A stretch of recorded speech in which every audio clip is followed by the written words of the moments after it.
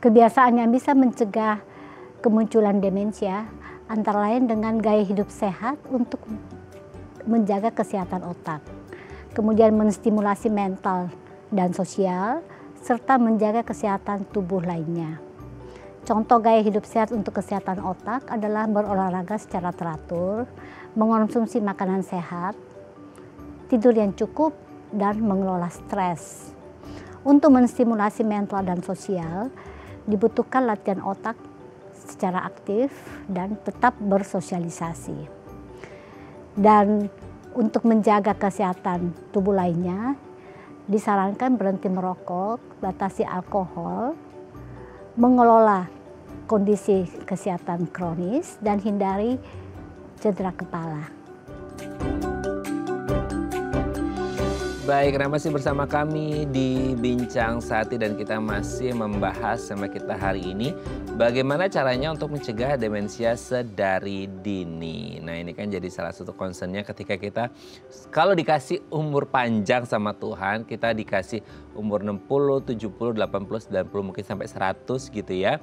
Nah, ini kan jadi challenge-nya gitu ya ketika kita waduh kalau udah usia segini salah satu tantangannya adalah diingatan memori kita. Nah, demensia menjadi salah satu permasalahan yang dihadapi oleh banyak lansia. Nah, kalau Anda punya pertanyaan seputar tema kita hari ini, boleh ya tanya-tanya di 021 2903 2644 atau DM Instagram kami di @bincang_sati_tv. Kita masih bersama dengan Dr. Leni Gustaman SPKJ, dokter spesialis kedokteran jiwa dari Rumah Sakit Royal Taruma. Oke, Dok, demensia ini tuh jadi satu hal yang lazim atau lumayan familiar lah kita dengar gitu ya. Nah, tapi secara medis atau by definition secara medisnya, demensia ini kondisi yang seperti apa sih, Dok? Orang kan sekadar tahu oh demensia gitu, tapi kan mungkin definisi secara medisnya, aplikasinya itu secara realnya seperti apa belum tahu gitu. Gimana, Dok? Ya, demensia itu kadang-kadang kalau kita katakan orang tua pikun mah biasa ya. Iya lagi. Pikun. Iya. Tapi kalau misalnya kita lupanya hanya sekali-sekali gitu, itu belum. Belum itu. Tapi misalnya nih ya, contoh misalnya kita parkir mobil gitu ya. Setelah parkir mobil, lupa di mana ya. Di lantai berapa, itu masih oke. Tapi kalau kita lupa mobil kita warna apa, itu kan lebih parah ya. Parah sih itu. Iya, kalau lupa sekali-sekali atau misalnya nih kalau kita lupa matiin kompor oke. Tapi kalau misalnya sampai setrika disimpan di kulkas misalnya, itu parah. Iya, ada pasien saya gitu. Ada, Dok? Setrika masuk kulkas. Apa yang dipikirannya? Dipikir itu buah kali itu gimana? Itu memang sudah demensia, tapi kan kadang-kadang ya orang itu demensia itu sebenarnya tidak serta-merta terjadi. Itu bisa 10 tahun, 20 tahun itu sebenarnya ada perjalanannya gitu loh. Tapi ya seringkali orang nganggap biasa gitu ya. Tapi kalau lupa sekali-sekali nggak apa-apa sih. Sekali-sekali. Dok, ini saya jadi keingat ya dengan salah satu film. Aduh, ini kalau kasih tahu film ini kayaknya udah ketahuan umurnya ya. Itu Finding Nemo, ada salah satu karakternya itu namanya Dory. Nah, Dory itu kan suka pelupa, Dok. Makanya sering dimarahin sama Nemo. Nah, itu disebutnya kayak short term memory loss. Itu gitu nggak sih? Maksudnya kayak memori jangka pendeknya yang suka hilang-hilang itu termasuk orang yang suka lupaan jangka pendek yang sebenarnya bukan termasuk demensia atau gimana? Ya kita nggak bisa bilang iya apa enggak ya, tapi itu kalau selalu terjadi, nah itu mungkin. Kalau sekali-sekali beda, kalau memang selalu terjadi. Kalau suami sering lupa naro kunci mobil, guntingan kuku, gitu-gitu, Dok, gimana? Kalau sekali-sekali nggak apa-apa. Nggak apa-apa. Nggak apa-apa. Nah, ini kan tapi kalau lupa nama istri, nah itu. Ada, Dok? Ya ada. Oh wow, baik. Ada ya? Lupa, nggak ingat nama istrinya. Berarti itu udah masuk fase demensia? Ya, kemungkinan besar di situ. Jadi gini, Dok, demensia itu ibarat kata kalau orang umum menyebutnya pikun dong? Atau apa? Beda dengan pikun atau sama? Sebenarnya bahasa awam tuh pikun ya. Ya sama sih sama demensia ya. Tapi kan pikun itu kan selalu orang menggambarkan pikun tuh orang tua gitu ya. Tapi sebenarnya sih istilahnya demensia itu pikun gitu loh. Istilah awamnya pikun. Tapi progresnya itu kan nggak semalam, seminggu, sebulan kan dok? Maksudnya itu prosesnya akan kronis kan? Maksudnya berlangsung dari lama. Itu bisa dimulai dari range atau start di usia berapa? Kan lansia kan usia 60-an ya gitu. Nah itu maksudnya kayak siap-siap nih 59 mau 60 siap-siap pikun nih atau gimana? Setiap orang kan berbeda ya. Kan penyebab lansia itu sendiri bisa kan misalnya ada demensia Alzheimer itu kan katanya karena proses degeneratif. Tapi kan ada juga demensia vaskuler yang karena misalnya didahului dulu dengan hipertensi, stroke, kemudian terjadi masalah pembuluh darah gitu ya. Itu jadi beda-beda. Ada yang kronik progresif ya, terus ada yang mendadak turun, ada juga yang stepwise gitu ya, turun terus baik lagi, datar lagi, nanti turun lagi. Jadi beda-beda. Dan umur pun ya jadi sebenarnya gini. Ada yang namanya demensia early onset, ada namanya late onset. Kalau early onset itu di bawah 60 udah bisa terjadi. Ya tergantung kesehatan otaknya ya. Itu ada yang cepat, ada yang lama. Ternyata maksudnya demensia itu beda-beda ya. Maksudnya tadi kan dokter Lani menyebutkan ada demensia Alzheimer, demensia vaskuler dan lain sebagainya. Ya. Ini kan jadi kondisi yang berbeda-beda. Let's start dari demensia Alzheimer deh dok. Kan gini, itu kan gara-gara proses degeneratif ya, aging seseorang. Ya, ini kan faktor yang tidak bisa dimodifikasi ya dok, kalau aging ya, dalam artian ya kalau dikasih umur panjang ya nggak bisa dimodifikasi kan, umur sama jenis kelamin itu yang nggak bisa dimodifikasi kan, ya diterima aja begitu gitu ya. Nah sekarang kalau ngomongin demensia yang Alzheimer, berarti semakin tua bertambah umurnya seseorang, risikonya akan semakin besar. Terlepas kita nggak ngerti nih pola hidupnya atau cara menjaga kesehatan otak mereka, tetap semuanya bakal berisiko. Tergantung gimana mereka mudanya dan tingkat keparahannya akan berbeda atau gimana? Iya, bukan berarti juga bahwa misalnya orang 70 tahun pasti lebih tingkatannya lebih berat dari 60-an atau 80 pasti lebih berat dari 70-an. Belum tentu.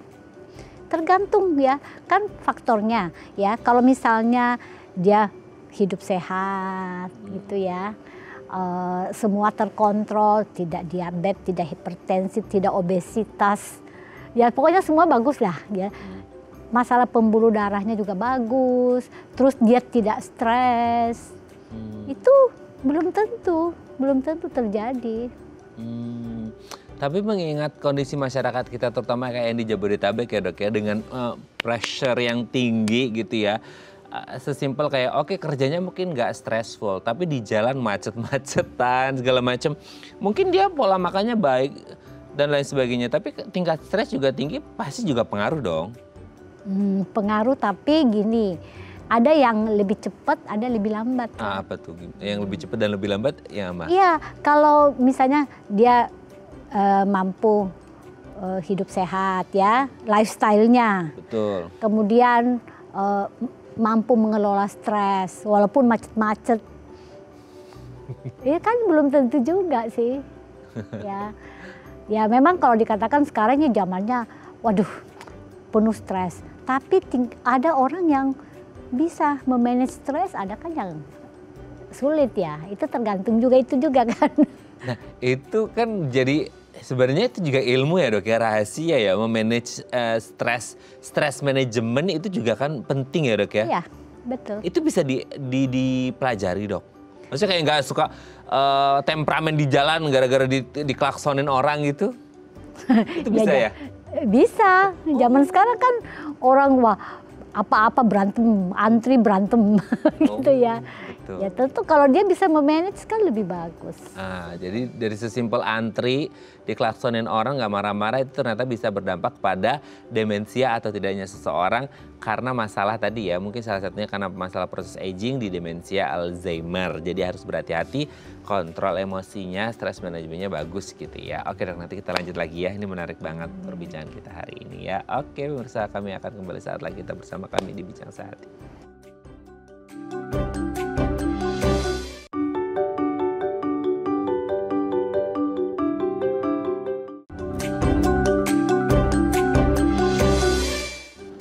Baik, Anda masih bersama kami di Bincang Sehati dan kita masih membahas tema kita hari ini bagaimana cara mencegah demensia sedari dini. Sebelum usia kita masuk usia lanjut ya, tadi kan ada yang namanya early onset tuh kata dokter Leni ya.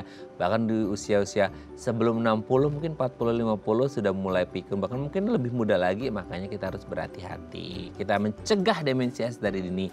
Nah kalau Anda punya pertanyaan boleh ya tanya-tanya di 021-290-3244 atau DM Instagram kami di @bincangSehati.tv. Kita masih bersama dengan Dr. Leni Gustaman SPKJ, dokter spesialis kedokteran jiwa dari Rumah Sakit Royal Taruma. Oke dok, tadi kan ada yang namanya demensia Alzheimer tadi ya, karena ya itu sesuatu yang tidak bisa dimodifikasi karena memang usia gitu ya sekarang pertama. Meskipun tidak bisa jadi patokan bahwa sama-sama usia 60 akan sama-sama demensia Alzheimer, tidak gitu ya, tergantung masa mudanya. Nah sekarang ya demensia kayak yang vaskuler. Nah ini kan salah satu kondisi yang sekarang tuh banyak ya dok ya, entah penyakit metabolik, vaskuler dan lain sebagainya, diabetes, hipertensi.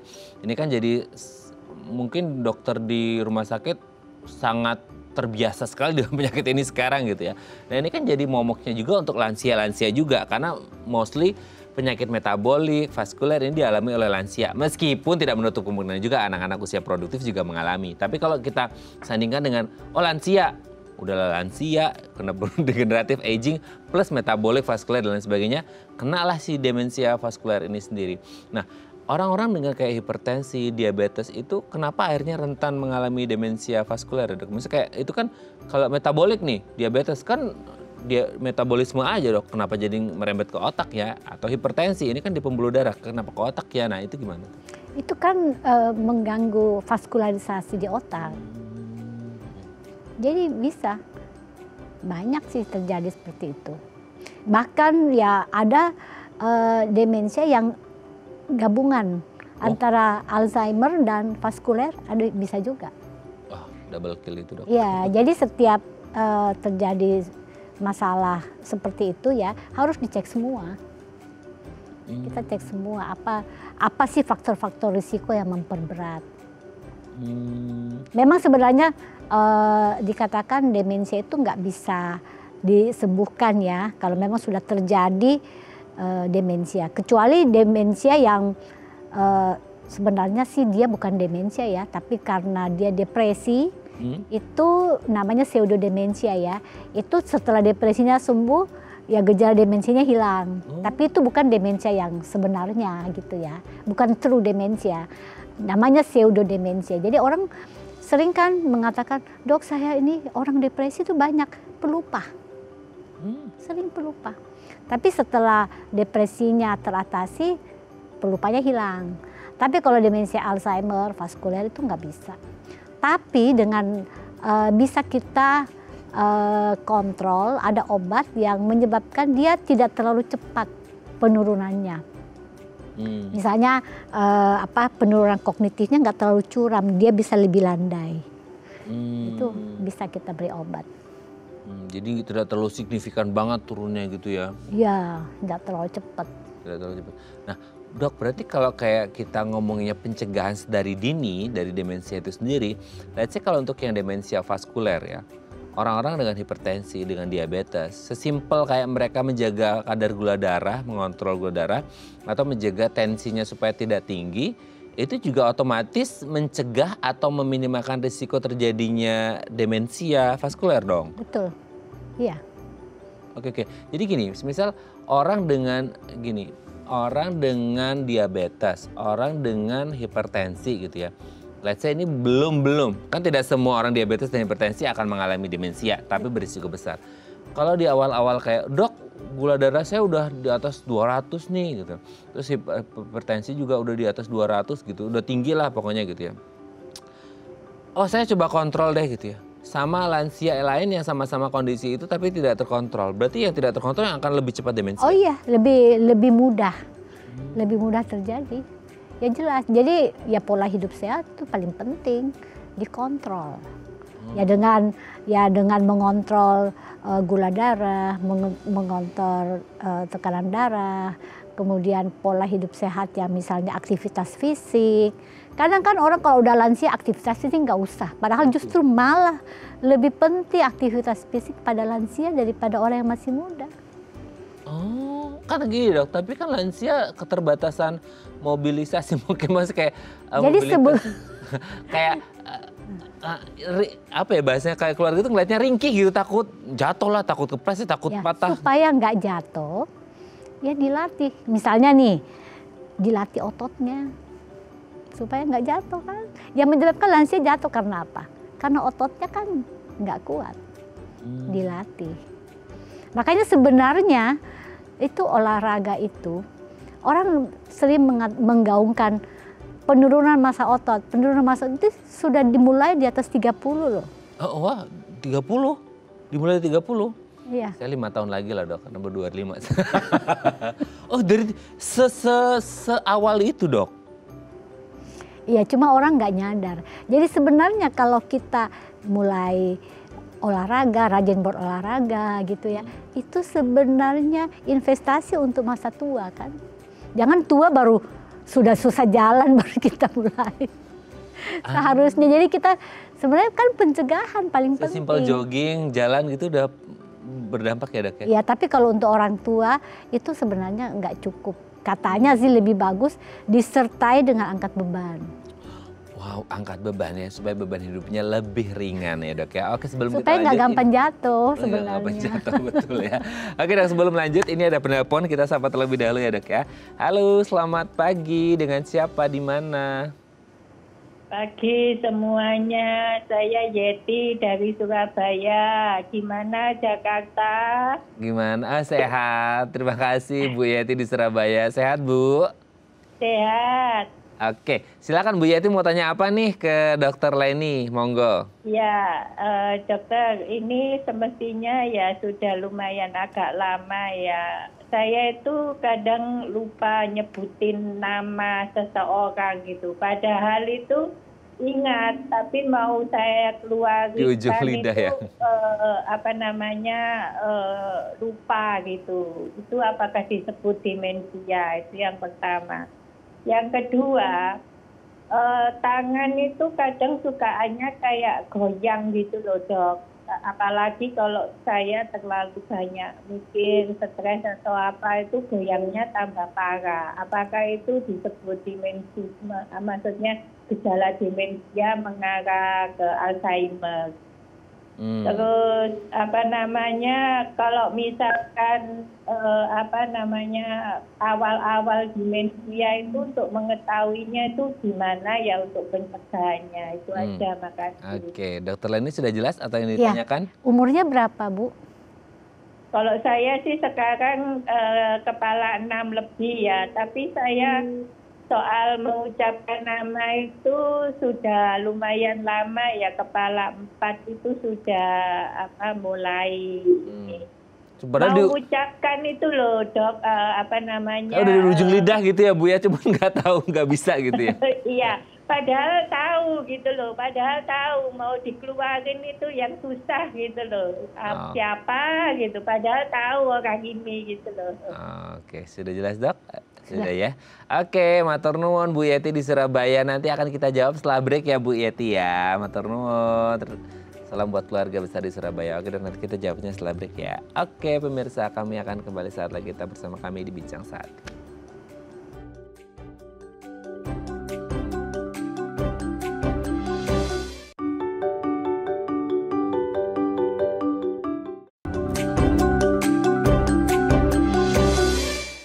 Baik, Anda masih bersama kami di Bincang Sati dan kita masih membahas sama kita hari ini gimana sih cara mencegah demensia dari dini mumpung usianya belum 60 ya. Karena tadi mulai dari 30-an kayaknya udah mulai harus waspada. Nah, kalau Anda punya pertanyaan seputar tema kita hari ini, boleh ya tanya-tanya di 0212903244 atau DM Instagram kami di @bincang_sati_tv. Kita masih bersama dengan Dr. Leni Gustamana SPKJ, dokter spesialis kedokteran jiwa dari Rumah Sakit Royal Taruma. Oke deh, sebelum kita lanjut kita jawab pertanyaan dari Bu Yeti yang ada di Surabaya. Yang pertama adalah lupa lagi saya demensia lagi saya.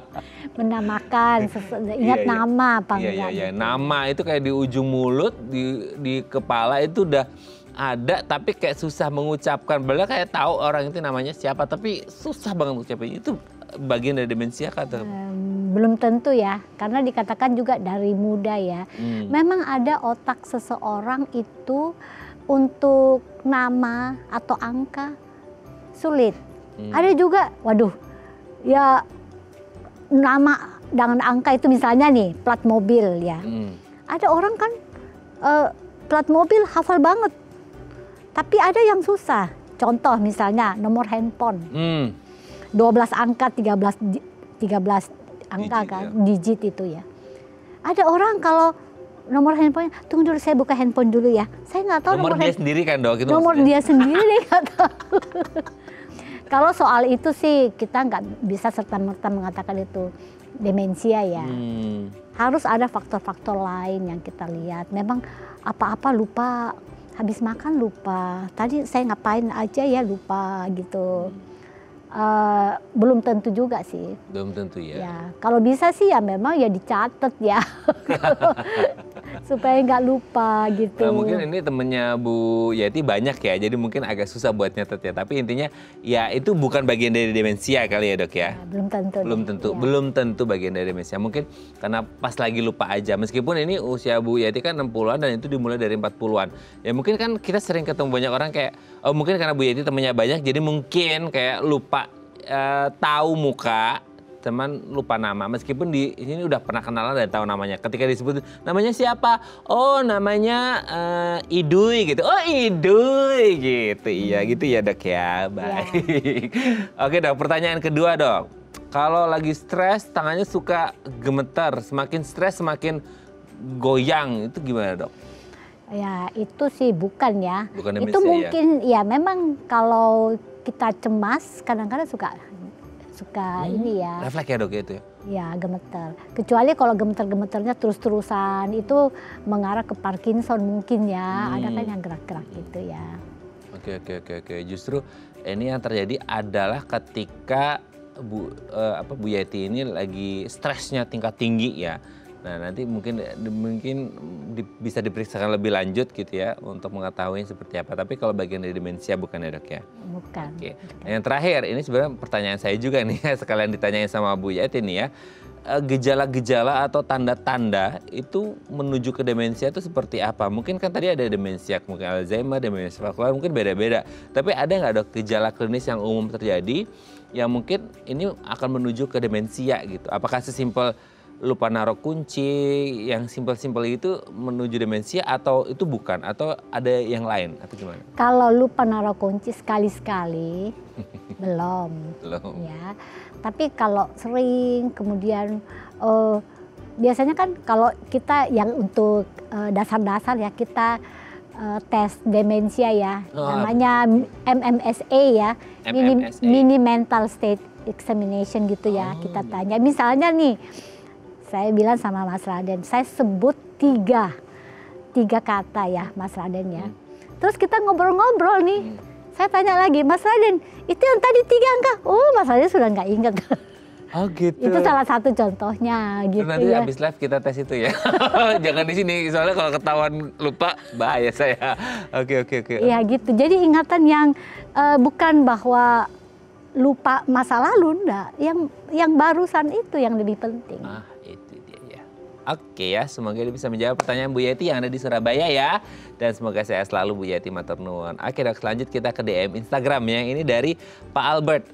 Singkat, jelas dan padat nih dok. Dok, untuk menghentikan lansia yang sering meracau karena kepikunan gimana ya? Ini kayaknya ini pertanyaan Pak Albert singkat jelas dan padat. Kok kocak nih pertanyaannya ya.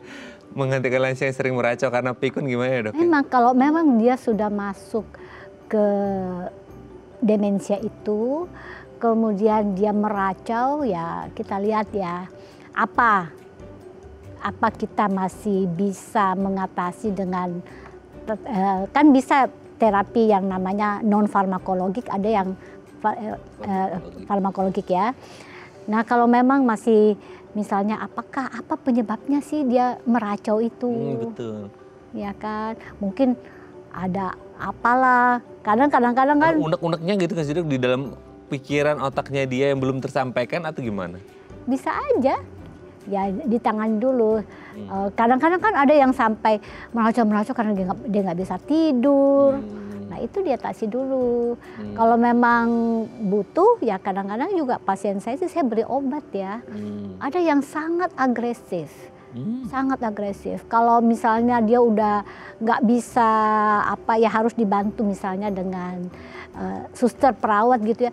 Perawatnya dicubit-cubit, dipukul-pukul gitu. Jadi terpaksa saya beri obat sih. Ada juga disertai dengan misalnya halusinasi visual. Dia lihat ada orang ini nggak mau mandi, aku nggak mau buka baju, nanti ada yang lihat tuh.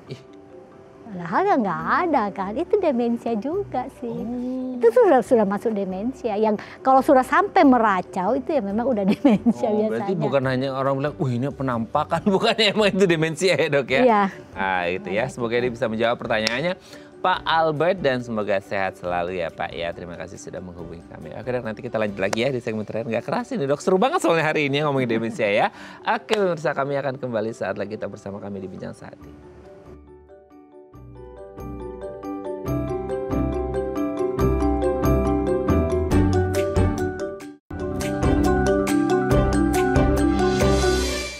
Baik, karena masih bersama kami di Bincang Sehati dan kita masih membahas tema kita hari ini seputar cegah demensia sedari dini. Kita masih bersama dengan Dr. Leni Gustaman SPKJ, dokter spesialis kedokteran jiwa dari Rumah Sakit Royal Taruma. Oke Dok, ini mungkin melanjutkan pertanyaan Pak Albert mungkin 11-12 ya. Kalau ada orang tua di rumah gitu ya yang sudah, kan gini, kadang-kadang orang keluarga, orang rumah itu kadang-kadang nggak ngerti ya Dok ya.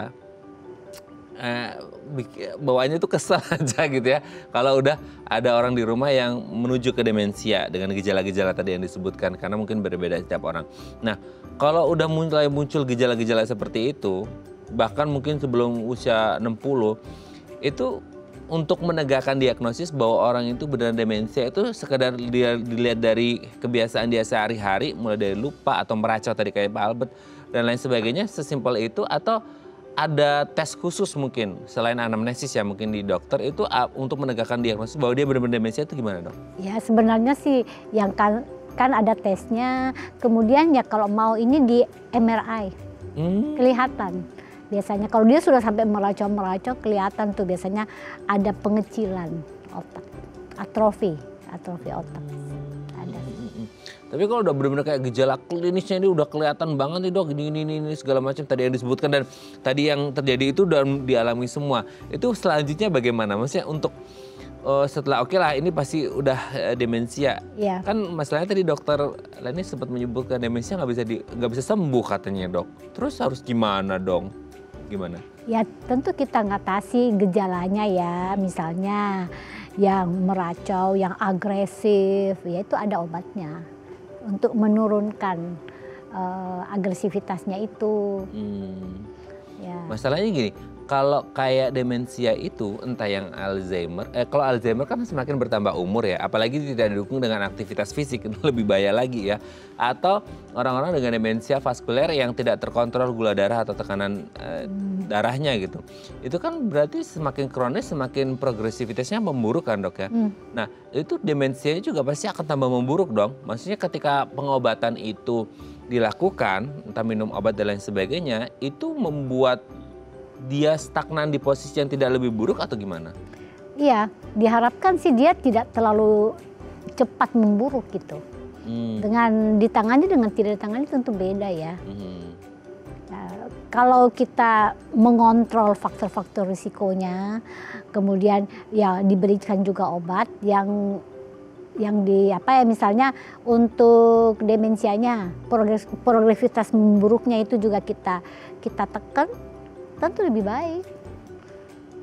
Ya. Berarti ketika kita mencoba untuk menekan supaya progresivitasnya tidak memburuk, si lansia ini atau orang ini harus maintain terus, dalam artian minum obat entah harian atau apa gitu dok? Iya, memang jika dibutuhkan memang kita berikan. Atau ketika terjadi keluhan, misal kayak Pak Albert ya, ini hari ini nggak meracau dok, udah nggak dikasih obat, besok atau kapan lusa meracau baru dikasih obat, itu by symptom atau gimana? Biasanya kalau meracau itu ya, itu kan masalahnya udah berat ya, nggak di bahwa meracau baru diberi obat, kalau nggak meracau enggak. Kita maintenance biasanya kita berikan obatnya, supaya lansia itu lebih tenang gitu ya, bisa melakukan aktivitas yang memang dia masih bisa, ya dikasih kegiatan juga. Betul. Jadi penting buat kasih kegiatan. Iya. Kalau sampai ini dok, ada berita kan sering kehilangan orang tua itu gimana dok? Maksudnya dia sampai wandering, iya, keliling muter memang gitu. sering terjadi seperti itu. Jadi ya jangan dibiarin pergi sendiri dong, bahaya. Berarti di alam bawah sadarnya itu dia karena demensia itu dia pergi berjalan sendiri gitu ya dok ya? Ya kan kalau demensia itu kan mengganggu seluruh area otak ya, kan ada namanya area prefrontal lah, temporal, occipital gitu. Jadi semua terganggu. Dia jalan dia nggak bisa balik.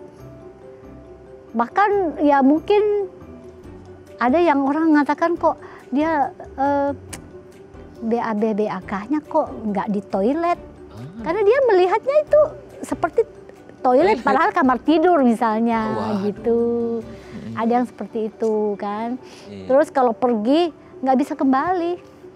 Pasien saya banyak yang seperti itu. Kok dia jalan, itu kan padahal yang pasien saya itu guru dulunya gitu kan.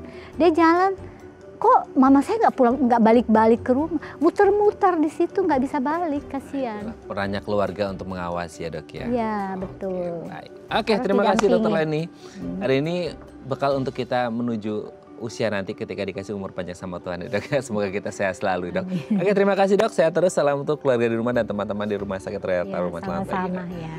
Oke pemirsa, itu tadi perbincangan kita dengan Dr. Leni. Semoga bermanfaat ya. Dan jangan lupa untuk terus menyaksikan konten-konten inspiratif kami di platform The Eye Plus. Saya Raden Matlias pamit. Sampai jumpa dan selamat kembali beraktivitas di hari Selasa yang indah ini. Ingat jaga kesehatan otak Anda supaya nggak mengalami demensia sedari dini. Sampai jumpa.